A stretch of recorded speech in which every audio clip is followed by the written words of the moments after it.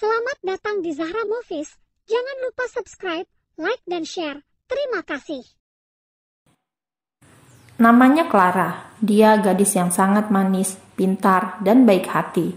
Hidupnya terbilang sangat sempurna. Memiliki ayah yang seorang berkecukupan dan juga pemilik dari sebuah perusahaan garment yang berpengaruh di negaranya.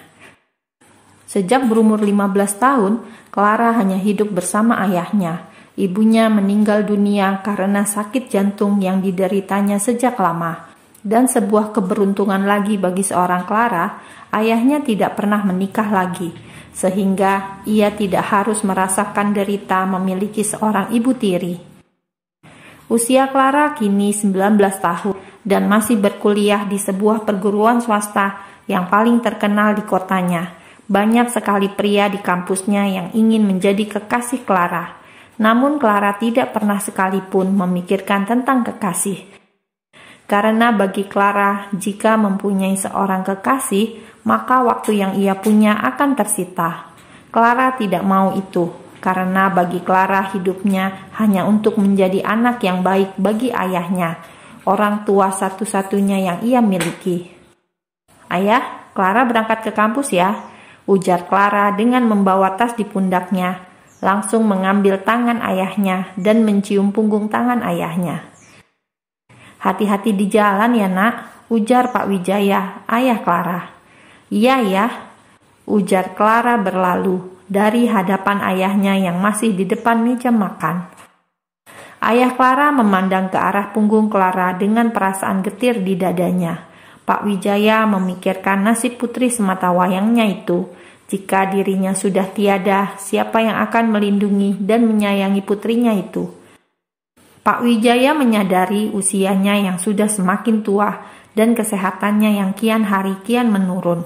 Ditambah Pak Wijaya selalu memikirkan nasib Clara jika dia sudah tiada, makin membuat kesehatannya menurun. "Aku harus mencarikan jodoh pria yang baik yang bisa melindungi dan menyayangi Clara dengan baik," gumam Pak Wijaya dalam hati. Lalu Pak Wijaya pun berangkat kerja ke perusahaannya. "Clara!" teriak seorang pria lalu menghampiri Clara yang baru saja turun dari mobilnya. "Hei Dim, kenapa?" tanya Clara pada Dimas, teman satu kampusnya. "Gak apa-apa, aku hanya ingin jalan bareng denganmu ke dalam kelas," ujar Dimas dengan senyum manis pada Clara. Boleh, yuk," ujar Clara. Lalu mereka pun berjalan beriringan. Dimas adalah teman pria yang dekat dengannya. Karena Clara merasa Dimas baik padanya, sehingga Clara mau berteman dekat dengannya. Walaupun Clara tahu kalau Dimas itu menyukainya. Namun Clara pura-pura tidak mengetahuinya, karena Clara takut Dimas akan terluka jika nanti Clara menolaknya. Karena bagi Clara, hidupnya saat ini adalah kuliah dengan baik dan menjadi kebanggaan dari ayahnya. Jadi, Clara tidak akan memikirkan hal-hal yang tidak penting baginya. Banyak sekali wanita-wanita di kampusnya itu iri akan kehidupan Clara yang sangat sempurna. Sudah kaya, baik hati, wajahnya pun manis, dan yang terpenting, Clara itu bisa sangat dekat dengan Dimas, pemuda tampan dan kaya yang sangat terkenal di kampusnya, yang merupakan ketua senat di kampus tersebut. "Habis ini, kamu ada acara nggak?" tanya Dimas. Nggak ada, kenapa?" ujar Clara. "Kita pergi ke kafe Mississippi dulu, mau nggak?" tanya Dimas pada Clara. Boleh, tapi aku nggak bisa lama-lama ya Dim," ujar Clara. "Oke," ujar Dimas. Lalu Dimas dan Clara pun menaiki mobil mereka masing-masing untuk menuju kafe Mississippi.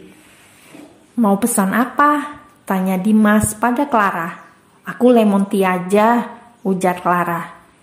"Kau tidak mau makan dulu?" "Aku masih kenyang," ujar Clara meletakkan tasnya di kursi sebelah.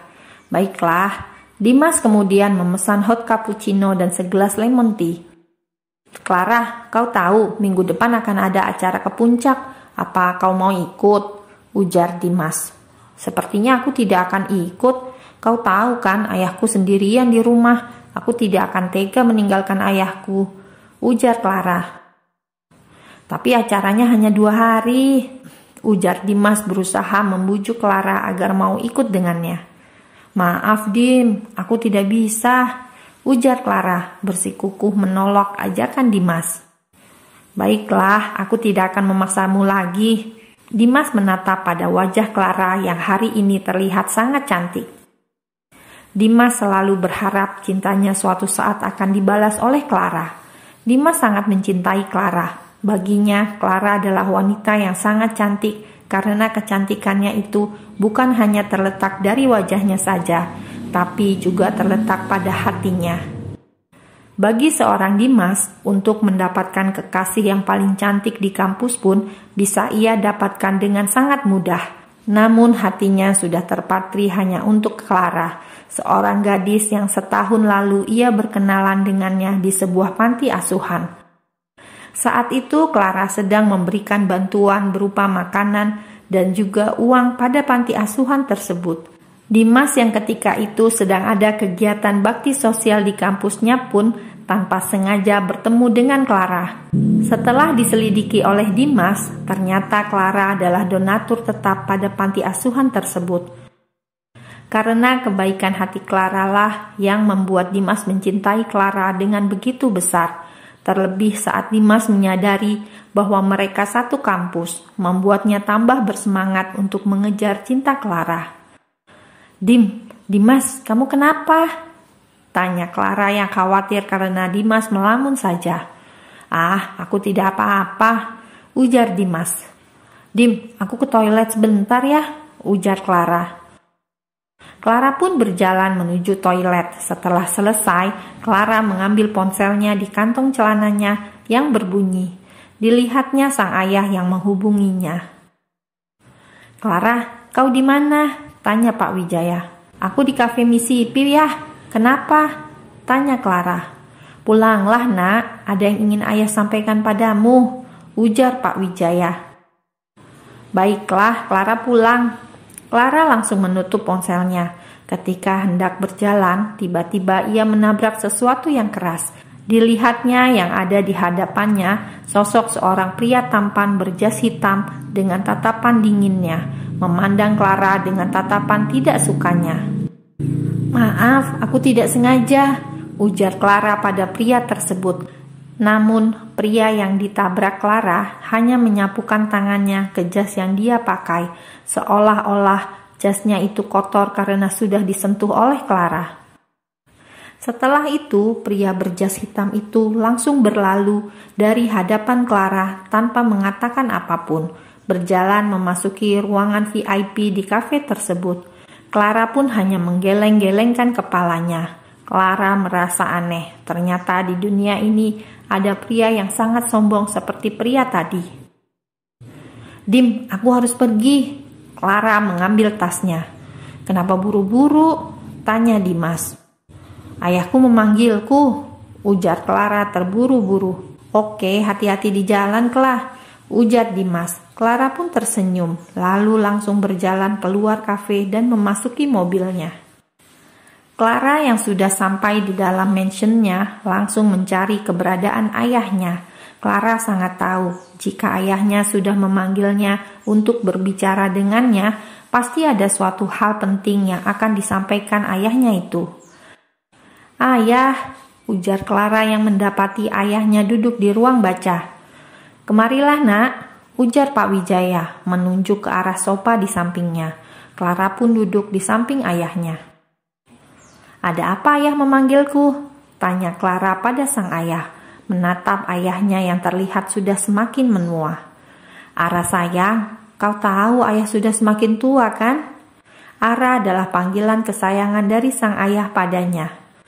Ayah kenapa berbicara seperti itu? Ayah Ara masih muda kok, canda Clara pada ayahnya yang membuat Pak Wijaya tertawa kecil. Ara sayang, suatu saat ayahmu pasti akan menyusul ibumu, ujar Pak Wijaya membelai rambut sang anak dengan penuh kasih. Ayah jangan bicara sembarangan, Ara gak suka ya ngomong kayak gitu, sungut Clara dengan wajah sedihnya. Dengarlah nak, setiap yang hidup itu pasti akan mati, dan sebelum ayah tiada, Ayah ingin kau memiliki seseorang yang bisa melindungimu, ujar Pak Wijaya menatap lembut pada putrinya yang terlihat sudah menangis. Ara gak butuh siapapun untuk menjaga Ara. Ara sudah punya ayah, itu sudah cukup buat Ara, ujar Ara dengan sesegukan. Tapi ayah tidak bisa selamanya menjagamu, nak, ujar Pak Wijaya menatap sedih pada putrinya. Nak, satu permintaan ayah padamu, dan ayah harap kau mau mengabulkan permintaan ayah, ujar Pak Wijaya menghapus air mata Clara dengan tangannya. Apa itu ayah? Clara pasti akan mengabulkannya, ujar Clara. Ayah sudah mendapatkan pria yang baik untukmu, jadi ayah mohon kau mau menikah dengannya, ujar Pak Wijaya membuat Clara terkaget.